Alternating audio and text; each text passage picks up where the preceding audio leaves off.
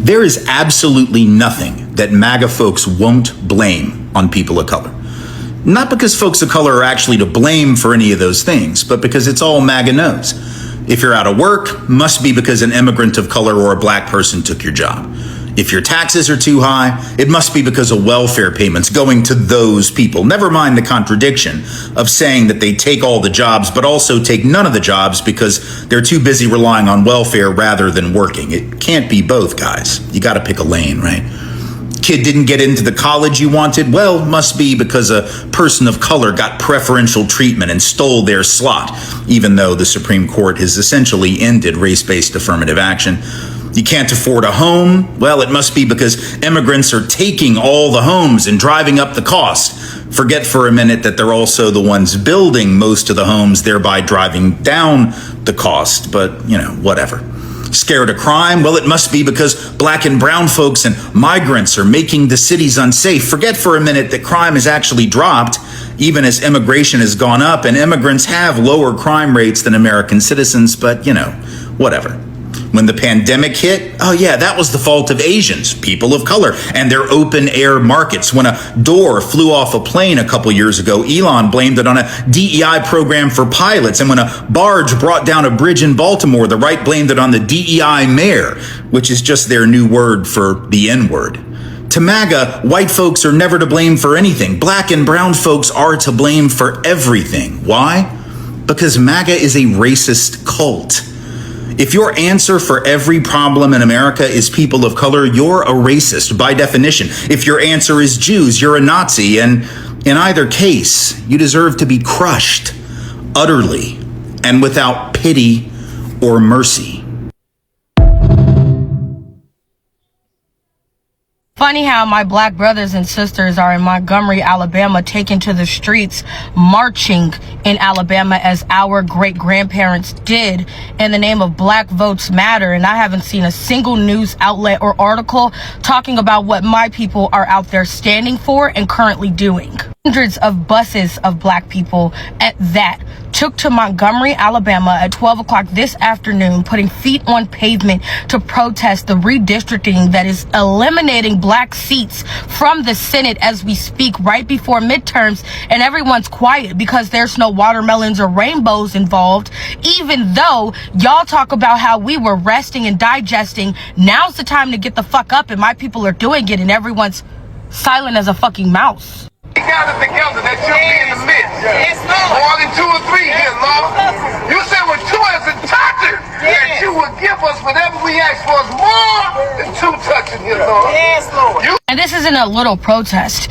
Thousands are expected to rally and march today in Selma, Montgomery. And guess what? There's nothing being said about it, but this is to defend black political representation. We're witnessing people in the House of Tennessee, black Democrats, who were walked out of their positions and told they can no longer participate in the committee because they stood up for our rights, and our people are out there fighting, and no one's saying anything.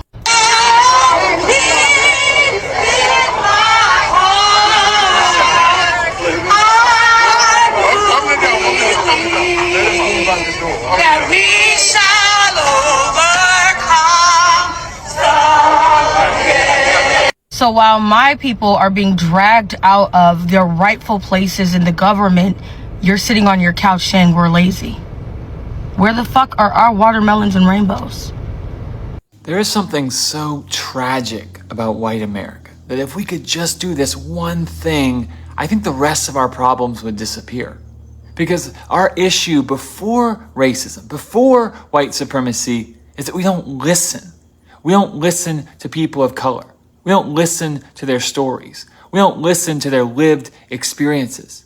Because if we did, we would never have believed a word that came out of Donald Trump's mouth. Because we would have known that he was lying all along. At the root of white supremacy is pride. We don't need to listen. You can't teach me anything. But you know what comes before the fall? Pride comes before the fall. And we're about to find out what happens when you shut out the prophetic voice and you don't listen or pay attention to the warning signs. They told us that Trump didn't care about us and our cost of living. They told us that he only cares about himself. but we didn't listen, and now we're finding out the hard way. Many people today are asking one question. Why are only certain groups coming out online and talking about what's happening in America? Why are they talking about inflation, tariffs, wars, and the economy while others seem silent? But maybe the real question isn't who is speaking. Maybe the real question is who is finally feeling the pressure now. For years, America has gone through political divisions, economic shifts, and social tensions. Different communities have experienced struggles in different ways. Some people felt ignored, some felt unheard, and some believed that change was finally coming for them. When elections happen, people vote based on hope. Every voter believes they are choosing something that will improve their life, improve jobs, improve safety, or improve the future for their families. That's normal. But the challenge comes after the promises meet reality. Because politics is easy during campaigns. Speeches are easy. Slogans are easy. But real life isn't a campaign rally. Real life is paying rent. Real life is buying groceries. Real life is filling up your gas tank and wondering why everything suddenly feels more expensive. And here's something interesting. Economic problems don't ask people who they voted for. Inflation doesn't care whether someone voted Republican or Democrat. High prices don't stop at race, background, or political beliefs. When the economy struggles, ordinary people feel it first. That's why we now see more people online expressing frustration. Some are questioning tariffs. Some are questioning policies. Some are questioning leadership itself. And maybe for some people, this is the first time they're experiencing pressures that others have been talking about for years.